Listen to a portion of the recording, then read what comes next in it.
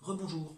Alors, deuxième partie de l'application, un petit peu plus compliquée, puisque cette fois-ci, on nous donne le résultat d'une somme de suite arithmétique, mais cette fois-ci, on veut retrouver combien de termes et de quel terme jusqu'à quel terme, finalement, nous avons fait la somme.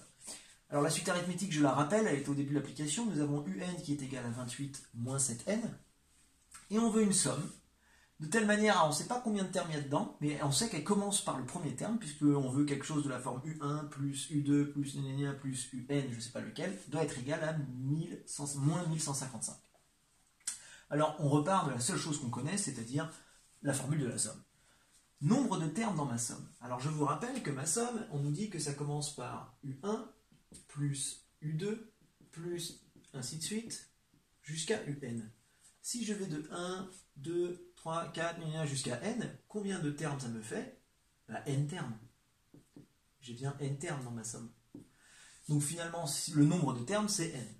D'accord? Donc ma somme Sn, elle va être égale à n fois la somme des termes extrêmes. Le premier terme de ma somme, c'est U1. Donc elle va être égale à U1, plus le dernier, et c'est bien la question, c'est lui que je ne connais pas, doit être égal à UN.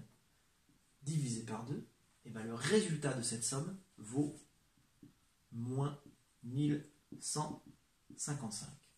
Alors je vais remplacer ce que je peux remplacer, et on va se retrouver avec une équation. C'est pour ça que c'est un petit peu plus compliqué. Bon, alors n c'est n, mais par contre U1 je le connais, et UN, je peux l'écrire autrement pour avoir qu'une seule variable, qui sera n. Donc on se retrouve avec une équation du type n fois, alors U1, on l'avait, c'était 21, plus UN, c'est 28 moins 7n,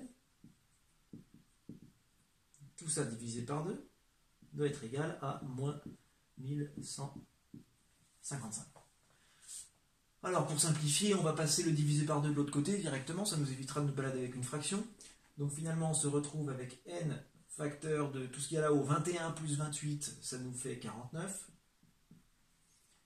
Il nous reste moins 7n. Donc j'ai bien n fois tout ce qui est en haut, et au lieu de diviser par 2, je multiplie par 2 de l'autre côté, et on se retrouve du coup avec moins 2310.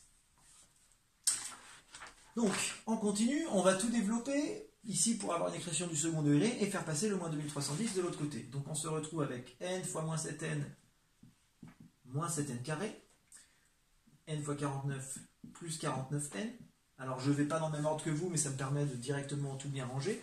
Et moins 2310 qu'on met du bon côté, on se retrouve avec plus 2310 égale 0. Équation du second degré, vous savez très bien faire ça. Le réflexe, c'est calculer delta. À moins que vous auriez trouvé une entière marquable, mais ici, il n'y en a pas vraiment. Donc delta, c'est égal à b carré, donc 49 au carré, moins 4 fois a qui vaut moins 7 fois c qui vaut 2310. Et vous trouvez comme résultat, je vous avoue, je ne l'ai pas fait de tête, 67 080. On trouve bien un résultat positif, donc je vais avoir deux solutions.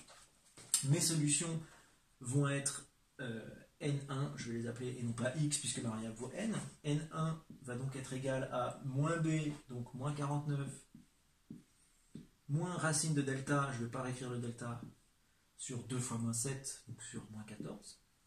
Racine de delta, on a de la chance, ça fait une racine parfaite, qui était 259, je crois, voilà. Et donc, quand vous faites ce calcul-là, vous trouvez 22. Et puis, on va quand même vérifier l'autre, n2, qui va être égal à moins 49, plus racine de delta, sur moins 14. Et ici, on obtient moins 15.